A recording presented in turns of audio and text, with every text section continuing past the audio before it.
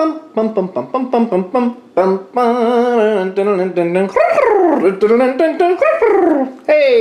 it's our favorite fat Chocobo. Folks, are you ready for some Chocobo action? Well, I hope you are, because, folks, we've got a brand new form of aggro today, Birb Leonis. So this deck was kind of popular a bit in Opus 9 because of this Chocobo card and the way it could just grab a bunch of Chocobos and throw them out there.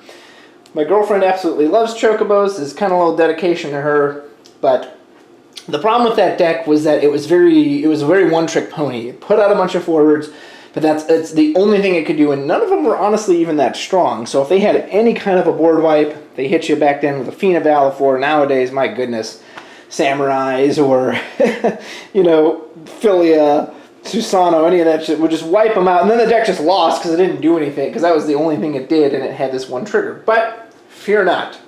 We've got a savior coming in, and he's going to be the last thing we show. But hey, let's do a little reminder. So when this fat Chocobo enters the field, you reveal the top 5 cards of your deck. Add all card name Chocobo among them to your hand, and return the other cards to the bottom of your deck in any order. So not only is this a great little budget deck, especially if you don't have a ton of money, this one's pretty cheap to put together. It's very fun and very satisfying. So our goal is to put down fat Chocobo, reveal hopefully 5 Chocobos, add them to our hand, and just go to town with that. So how do we find fat Chocobo? We've got 2 ways to get our hands on this guy. 2 copies of Azana. He's going to search for any card or job named Chocobo, add it to your hand. And 3 copies of the Chocobo Knight. He's multi-playable, so you can put all 3 out if you wish. Same thing, he's going to search for a job or card named Chocobo. And what's great about Chocobo Knight is if he survives a turn, you can dull him and play 1 job Chocobo or card named Chocobo of cost 4 or less from your hand right onto the field. You can even do that during your opponent's turn. He can play fat Chocobo for free. So this is what you're looking for in your opening hand. If you don't see one of these cards, you mulligan for it. You want fat Chocobo, or you want Chocobo Knight, or you want Azana to fetch him out. Feel free to plop Chocobo Knight down turn 1, hope they don't have removal, and then turn 2 you just whoop, dull him, play fat Chocobo for free. And again, it's pretty sneaky the things he can do, because he can play a surprise Chocobo blocker on your opponent's turn. If you wait to their turn to use fat Chocobo, then you get to start your turn with like 10 or 11 cards in hand, assuming you hit it well. So what's more fun than playing down a fat Chocobo? Well, that would be playing it a second time, and that's what Mione is here for. Mione will bounce any character on your field back to your hand, and you draw a card off of it. Your primary target is fat Chocobo.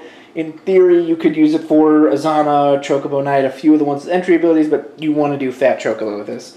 Put it down, fat Chocobo back to your hand, and it draws you a card. Slam down the fat Chocobo again, and slot machine,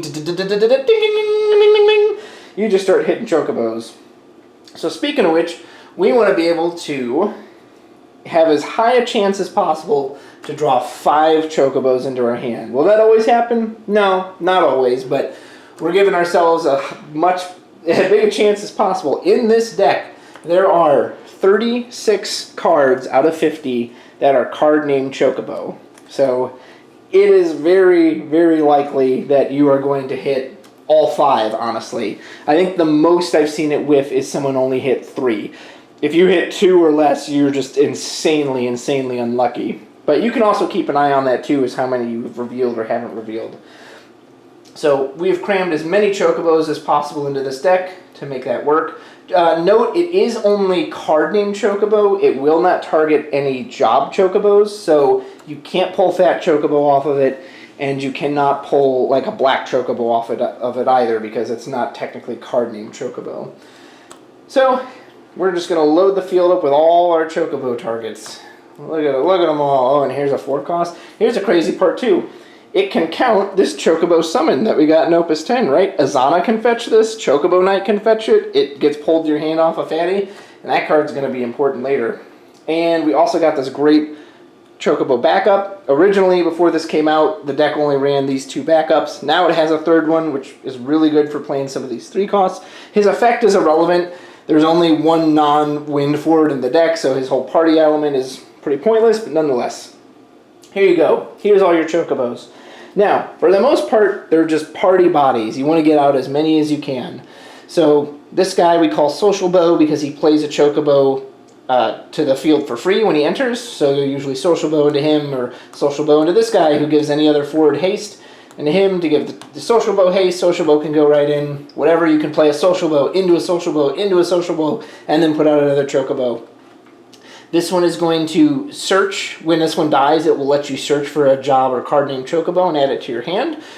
Again, if you somehow don't see one of these three in your opening hands, but you've got him, throw him down. Now if they kill him, you just get to go grab your fatty, which is awesome. This Chocobo is probably your strongest one for natural power level. And if he forms a party, he won't take any damage. This Chocobo is boosting your party by 2,000. This one's boosting by 3,000. 3,000, this one also has haste. Really cool. These ones are pretty tiny, but on occasion they can be used to pretty good success. This one you can dull it and buff another forward by 3,000. Be warned that if that forward still dies, this Chocobo will also die with it. But assuming if you don't think that's going to die, you can use it as a little combat trick. This guy is fun because when he forms a party, all the Chocobos in it gain first strike, or the entire, I should say not Chocobos, but the party members will gain first strike. So you can partner him up with some of the smaller ones to suddenly create a party. Yeah, maybe it's only 9,000 instead of 22,000, but it's got first strike. And this guy is really fun, especially when you play him for free off of Chocobo Knight or him. He's our most expensive Chocobo, but he's tied for our biggest body. And when a card named Chocobo you control forms a party and attacks, all the forwards in that party gain 1,000 power until the end of that turn. Well, as you've noticed, it's nearly all Chocobos.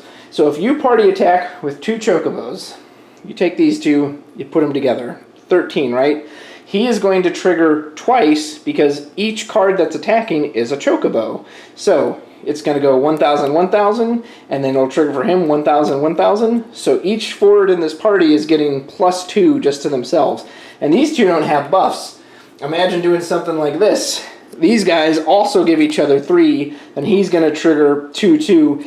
Each member of this party is going to get 5,000 power. So you're going to have an 11,000 and 11,000 going together. Not good enough, you say? You want more power? Let's give you more power. We've seen it where this triggers for each one of these that's on the field. If you have 2 of these on the field, that then triggers again. So now, instead of each one getting 2, each one is getting 4 because it's one for his trigger and one for his trigger. So the amount of power you get is just insane. Out of this world. It's so much fun.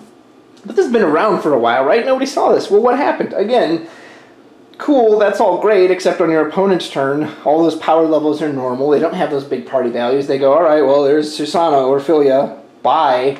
Cool. Well, now we've got a way to deal with that. And that is Mr. Stern Leonis.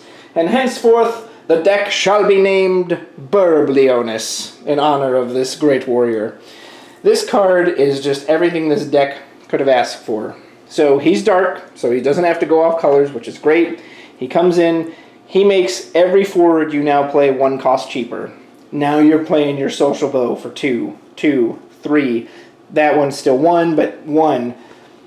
So that alone is good, right? Now he turns what was essentially a bunch of dead cards into resources, which is frankly insane. And I honestly hate that about the card, but hey, it works for us here. In the past with this deck, there's no recursion in this deck. Once these cards went to the break zone, that was it. They were done. Well, Stern says, oh no, I'm turning that break zone value into something good. You can remove 4 forwards in the break zone from the game, and then you can either choose a forward and deal it 7,000 damage, you can choose a monster and break it, or until the end of the turn, all the forwards you control gain 4,000 power and brave. Huge, huge swing for this deck. So now, you don't even have to party. You don't have to party up these Chocobos. You can just say, cool, remove 4 of these cards that, again, there's no recursion in this deck. So once cards go to the break zone, that's it, they're done. There's nothing else they're going to do. Now you're turning that into, this is now a 10k Brave, this is an 11k Brave, this is an 11k Brave. They're just going to hit you individually. Oh, you've got a problem for it on the field? Cool, let me just blast it for 7k. Let me blast that one for 7k. I'll just remove these, remove these, remove these. And look at all these forwards. I think there's a total of, let's see, there's 8 backups plus the 3 summons, 11. So there's 39 forwards in this deck. That is a lot of Stern Leonis power. And yeah, it will completely avoid damage-based board wipes. Fina Valifor aren't going to get you. Susano cannot get you. Philia cannot get you. 10k, no big deal. I'll just throw out 8 of these birds that aren't doing anything. Boom. Now I've got this massive board. So the only thing that really messes you up at this point is Shantoto. Even the new Titan. He only breaks stuff that's less than his power. Well, when they try to bring him in, Birb Leonis raises everyone's power level. So Birb Leonis is so important to this deck. You want to keep this Chocobo summon in hand. If they try to take him out, and you bet your ass they're going to try to take him out because nobody wants to be on the receiving end of that, when they go to Fenrir him or target it with a Ramu break or whatever it is, and you go, okay, bounce it back to my hand, and I'm going to draw a card off of that. Really great. So what was already a very linear and straightforward deck is still linear and straightforward, but now with something that takes advantage of all the pieces that were already there. So fun. To top it all off, one final copy of Adele, just because she's a great card. We're also entirely out of Chocobos, so if we ever get a new Chocobo that can replace that Adele, we'll stick her in there, but she can be that surprise. Should they somehow have found a way to mount against your defense, or you can't get to Stern, she can be your surprise. Hey, I'm getting in for a quick point of damage anyway. Too bad, you got to deal with me. That's Birb Leonis. Hope you enjoy it. Feel free to, get your flock of birds together and just blow a whistle and just have them all like come running and just run over your opponents. Really fun, easy, cheap deck to build. Enjoy it. And we will see you next time.